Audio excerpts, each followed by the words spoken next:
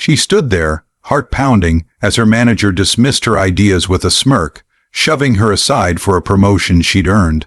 A black woman in a corporate world that felt like a battlefield, she swallowed the sting of being overlooked again. But she didn't break. She planned. A year later, she wasn't just in the room. She was the one calling the shots, watching him pack his office. How did she turn pain into power? Let me tell you what it cost her, and what it taught me. She was 29, working late nights at a tech firm in Chicago, her desk buried under spreadsheets and coffee cups. Her name was Maya, and she'd clawed her way into this job after years of proving herself in spaces that didn't always see her. She wasn't loud about it, but she was brilliant. Her colleagues knew it, her clients praised it, and her numbers screamed it. Yet every time a promotion came up, she'd hear the same thing: "You're not quite ready." It wasn't her work. It was never her work. It was the way her manager, Greg, looked past her in meetings, his eyes sliding to someone else, someone less qualified, someone who didn't look like her. Maya grew up in a small town where her mom taught her to keep her head high, even when the world tried to push it down. She carried that lesson into every boardroom, every late night project, every moment she bit her tongue when Greg took credit for her ideas. She wasn't naive. She knew the game. Being a black woman in corporate America meant navigating a maze of unspoken rules where her confidence was seen as aggression and her silence as weakness. But Maya wasn't weak. She was patient, and patience, she learned, was a weapon. It started small. Greg would interrupt her in meetings, his voice drowning hers out. He'd assign her grunt work while handing plum projects to others.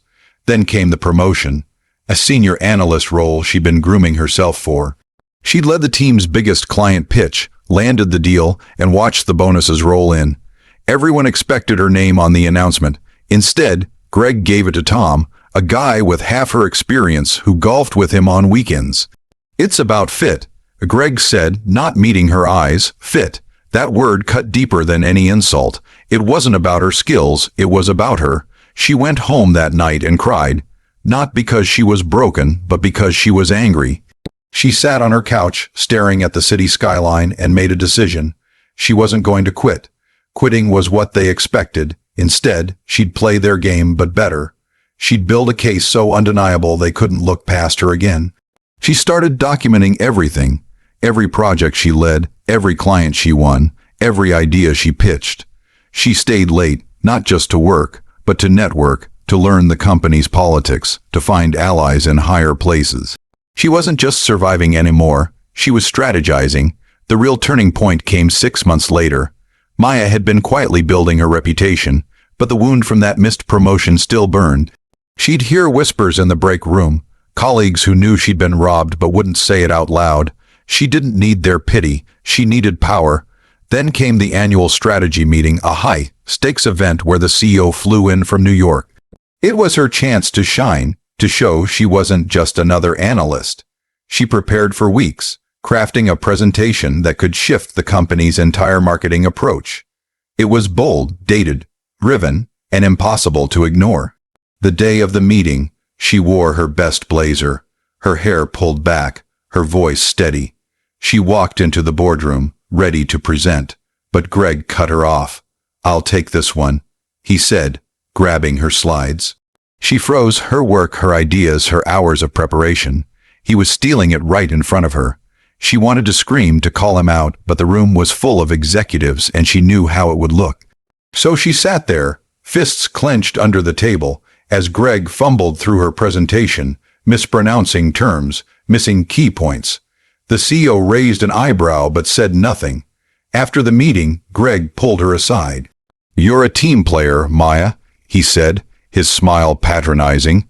"This is how we get ahead together." Together. The word made her stomach churn.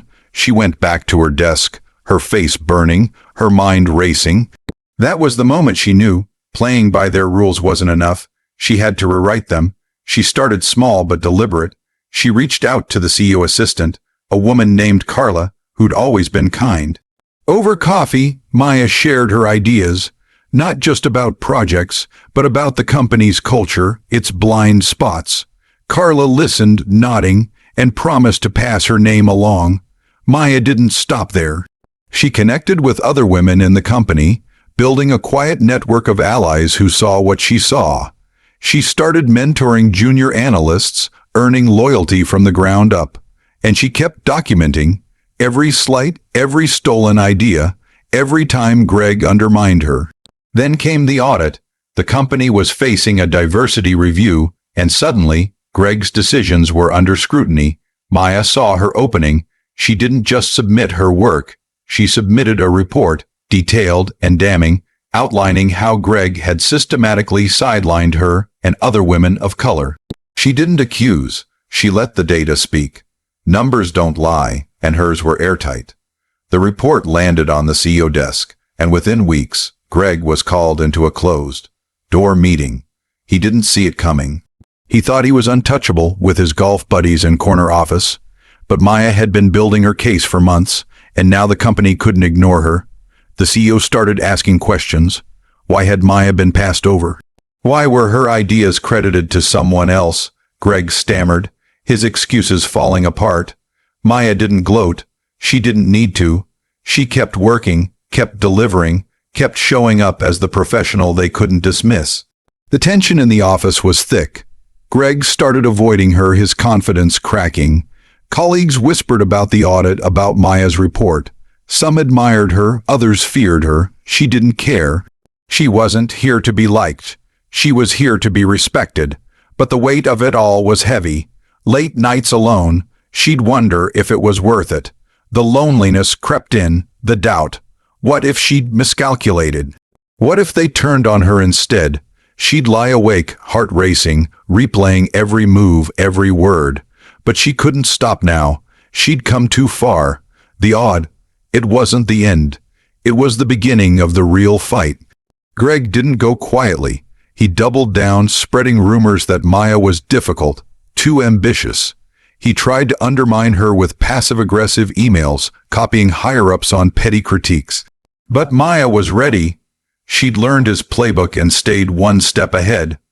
When he questioned her work, she had receipts, emails, timestamps, project logs. When he tried to exclude her from meetings, she'd show up anyway, armed with insights that made her indispensable. The CEO, a woman named Diane, started noticing. Diane was tough but fair, and she'd built her career on spotting talent. One day, she called Maya into her office. "I've seen your report," Diane said, her voice calm but direct. "And I've seen your work. Why aren't you leading a team?" Maya's heart raced. This was her moment. She didn't sugarcoat it. She told Diane about the missed promotion, Greg's behavior, the pattern of being overlooked. She didn't beg or complain. She laid it out like a business case, her voice steady, her eyes locked on Diane's. Diane didn't promise anything, but she listened. A week later, Maya was invited to lead a new project, a high-profile campaign with direct oversight from the C-suite. It was a test, and Maya knew it. She threw herself into it, working harder than ever, but the pressure was crushing. She'd wake up at 3 a.m., her mind spinning with self-doubt. What if she failed? What if this was their excuse to write her off for good? She'd sit in her apartment, staring at her laptop, fighting the urge to give up. But every time she wavered, she'd think of her mom, of that missed promotion, of Greg's smirk. She kept going. The project was a success. Clients raved, numbers soared, and Diane took notice. At the next board meeting, Maya was asked to present. Alone. No Greg, no Tom, just her. She walked into that room, her palms sweaty, and delivered a pitch that left them speechless. Diane pulled her aside after. "You're ready for more," she said. It wasn't a question. Meanwhile, Greg was unraveling. The audit had exposed more than just his treatment of Maya. It revealed a pattern. Other employees came forward, sharing their own stories. The company couldn't ignore it anymore. Greg was reassigned to a smaller role, but everyone knew it was a demotion. Maya didn't celebrate.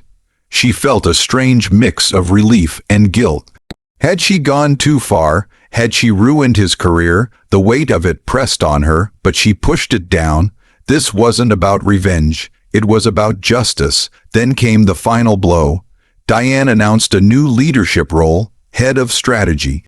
It was a step below the cease, wheat but a leap from where Maya stood. She applied, not expecting much. She'd learned not to hope too hard, but when Diane called her in, she didn't just offer the job. She apologized. "You should have been here years ago," she said. Maya nodded, her throat tight. She didn't trust herself to speak. The day she moved into her new office, Greg was clearing out his. He didn't look at her, didn't say a word. She watched him pack, her heart heavy but her head high. She'd won, but it didn't feel like victory. It felt like survival. She'd fought for her place, and now she had it. But at what cost? The loneliness, the doubt, the nights spent questioning her worth had lingered. She sat at her new desk, staring at the city skyline, and wondered if she'd ever feel like she belonged. She's still there, leading her team, her name on the door. But some nights she lies awake, replaying it all. The promotion she lost, the ideas she fought for, the weight of being the one who had to push back. Maya didn't just push Greg out. She pushed herself into a space she'd been denied. But it wasn't easy, and it wasn't fair. She wonders if it ever will be. The truth is, she's still fighting. Not just for herself, but for every woman who's been overlooked, underestimated, pushed aside. She's not done yet. I keep thinking about her story, about what it means to fight when no one's cheering for you. How do you keep going when the world feels stacked against you? That's what I want to know from you.